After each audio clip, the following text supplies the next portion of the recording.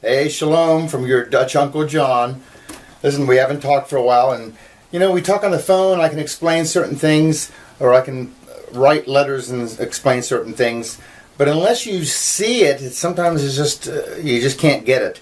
So I thought I'd film it and then send it to you, and you'll get it. It's really cool stuff. Anyway, shalom, shalom, peace. I just ate a Now and Later candy. And let me tell you why. I'm going to suggest you find something sweet to eat as well. When the Jews teach their babies the Torah, they spread honey on the verses. So when they read them, and then they lick the honey off, and they associate the word of the Lord as being sweet, which that's a nice picture. You see today, I mean, everybody's afraid, like, oh, thou shalt not, and God's going to, this is not God. It's just Satan's interpretation. He's trying to get us to think that's God. It ain't. Anyway, remember the Hebrew alphabet. We've talked about it a little bit, but you can at least see it here. We just want to cover one little bit of it today. It'll just amaze you. If you've got an atheist friend, show them this. It'll keep them up at night. It's just so cool how Hebrew works. But I know you probably don't know one bit of Hebrew, except for what little maybe we've talked about. Don't worry. It all comes together quickly. Here's their alphabet. Their Aleph is the first letter. Their Beit, Aleph, Beit, alphabet. That's where we get it from. And the Gimel, Dalet, Hey, Vav, Zayin, Chet, Tet, Yud, Kaf, Lamed, Mem, Nun, Samek, Ayin, Pei, Tzadi, Kuf, Resh, Shin, Ta. 22 letters. Hebrew reads from right to left. That's difficult to get your head wrapped around. I don't want to say it reads backwards, because this is God's first language. This is God's language. It reads forward. We write backwards. Everything we do, Satan has twisted things around that now we're doing it backwards. God tells us to use the moon to tell time. And what do? Satan switches it around, and we're all telling time by the sun. And now our calendars are so off from God's Hebrew calendar that all the special feasts and appointed times, they mean nothing to us. We miss all of this. So we've got to get back to doing it the way God originally wanted us to do it. And He originally put it in Hebrew, so let's learn it in Hebrew. Anyway, so there's your Aleph Beit, your alphabet. And here is Genesis 1:1. I figured we should going to start reading the Bible. These people say, "Oh, well, I've read the Bible and it doesn't make sense." Yeah, well, let's see if you did. What if you missed this? I'm going to read it through once. Remember, they read from right to left. It's Bereshit, Bara, Elohim, Et, Hashemayim, Va'et, Haaretz. Bereshit is in beginning. Bara means created or fattened. Elohim, God, El. Anytime you hear El, God, you'll hear it in people's names like Daniel, my judge is God, or Nathaniel, a gift of God. Or sometimes it begins with El, Eliezer, God is my helper. El is God, Elohim. Et, this is an untranslatable word. We'll deal with it another time. We'll talk. That's another whole video. Hashemayim, the heavens. Va'et, this is another et, just like this one. It's and, whatever et is. And haaretz, the earth. But Bereshit, let's just look at this one. And let me show you something really cool about Hebrew and how it works. Here's your first Hebrew word. Aleph Beit. Notice, it's the first two letters of their alphabet. The Aleph Beit. Okay? Every Hebrew letter has a picture associated with it. So an Aleph, its picture is the head of an ox. You can see the snout, you can see ears, you can see horns. It's the head of an ox, and it represents strength and power. A Beit, its picture is a tent. And the letter Beit is also the word Beit, and it means house. Tent, house. By the way, our letter A comes from Aleph. And our letter B comes from Beit. God is always first, always, on everything. So, if Aleph is strength and Beit is house, tent, you have Aleph Beit, the strength of the tent. The strength of the tent is the Father, the Abba. Abba. You can pronounce it phonetically, and you can figure out its meaning. That's unbelievable that every word in Hebrew does this. So what you need to learn is you learn your 22 letters and then learn their pictures and what is associated with them, and you're figuring out Hebrew words. Here's one more. Beit, well, we already know Beit, it's a house, it's a tent. By the way, you've heard the word Beit before. Even if you spoke no Hebrew, you know Beit. This is in Beit Lechem. Lechem is bread. Beit is house. Beit Lechem is house of bread. Jesus says, I am the bread of life. And he's born in Beit Lechem, the house of bread. How funny. And here we have Resh.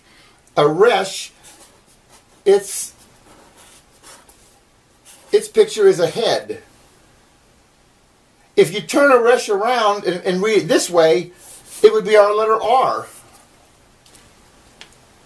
So now here you have Beit Resh. You sound it out, bar.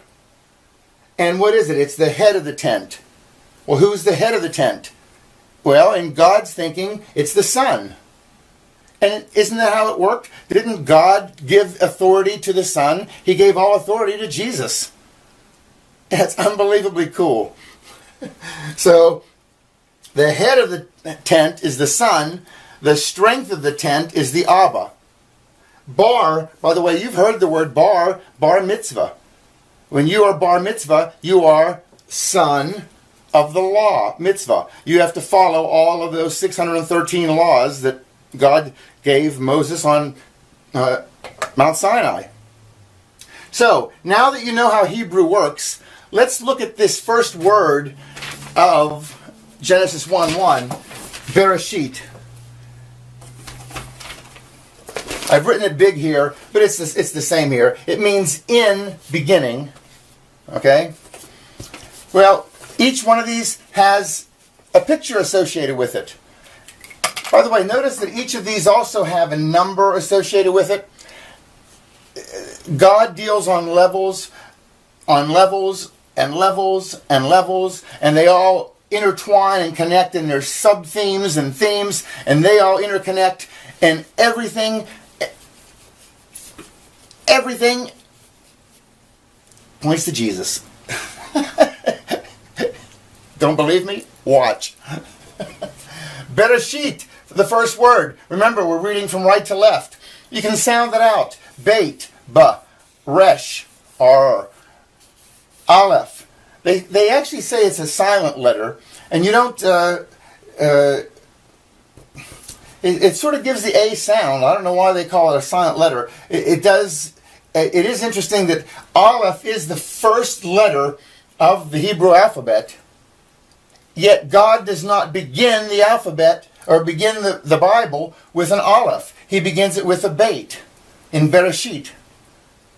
Interesting. So, and even the shape of Bereshit, notice it's closed to heaven above, it's closed to earth below, and it's closed to infinity past, but it's open to the future in the direction that God reads. Pretty cool, huh? Anyway, so this is Bereshit, and R is Ra, Resh, Aleph, Ah. The Sheen, it's a Sh sound. Yud, Ya, and the Ta is the T sound. So you sound it out. Bereshit.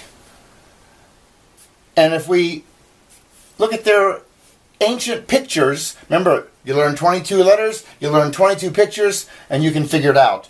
A Beit, we already said, was a tent. And a Resh, this was the head. Uh-oh. Oh, not bad. And Beit Resh, we already know this much. That's a word we've already learned. It's bar. Bar is son. Oh my goodness. He starts the Bible. Bar. I told you, everything points to Jesus. He's the first two letters are pointing to the Son. Then you have Aleph. What's Aleph? Aleph, we're going to put it in blue because blue would be the color of God. Because this is God's letter. It's the one he's out in front. He doesn't take everything. He gives all authority and everything to the Son. He starts the Bible with the Son. So this is God. He's the head. It's the strength. God's letter, Aleph. So what do we have in the first three letters of Bereshit? The first word of the Bible, Bereshit, which means in beginning. It's not in the beginning, by the way. There's no the in here. When we learn more of Hebrew, you'll see it's not there. It's just in beginning. And believe me, I know so little Hebrew, but I'm learning, and whatever I figure out, I'm going to pass on to you. Okay, so the first three letters, it's Bar, Son of God. Oh my goodness, that's pretty cool. We come to the Sheen. It has an ancient picture also associated with it. Its picture is, I'm doing it in black, teeth. It looks like a W. In fact, Sheen, it's the Hebrew letter that looks like a W. But it's actually teeth. You see devouring teeth? And anytime you see a Sheen, it represents destruction and devouring. Okay? Teeth, destroying. Interesting. Okay? In fact, look at this. If you just take these two letters right here, Aleph, Sheen, that is a word in Hebrew on its own. That word is Aleph, strength, strong, powerful. Sheen, destruction, teeth. Ultimate destruction, it's Aish, fire. In fact, Aish, whenever Moses was up on Mount Sinai, and who does he the burning bush? It's the Aish Sinai. The Aish is fire. Sinai is bush. The Aish Sinai, the fire in the bush. And it's just a cool picture of God. He's the fire. He's the judge. He can destroy. He's the fire. But the bush isn't consumed because he's also merciful.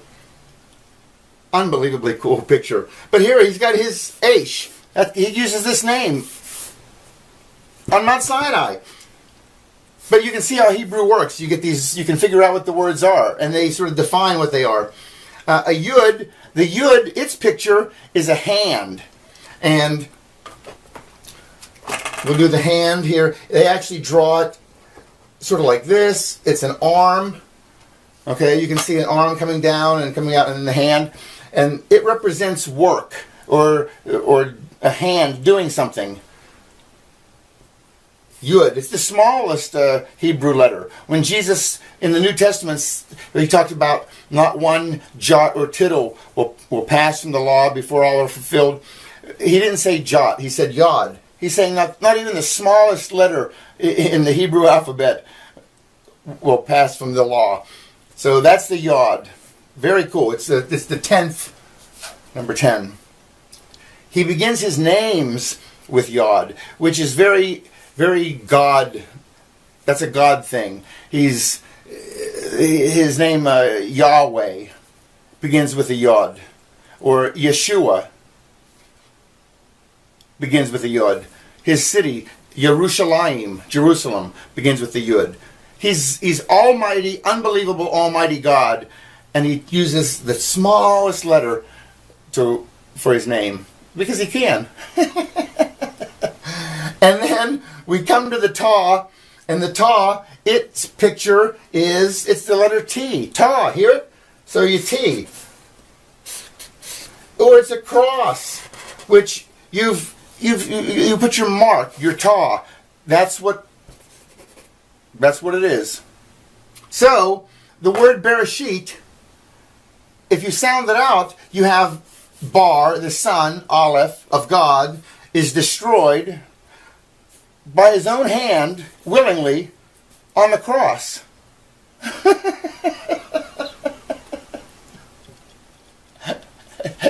And you atheists say there's no God and that man wrote the Bible? He does this with every word, people. Every word. Anyway, that's just really cool. And remember, this is the word in beginning, Bereshit.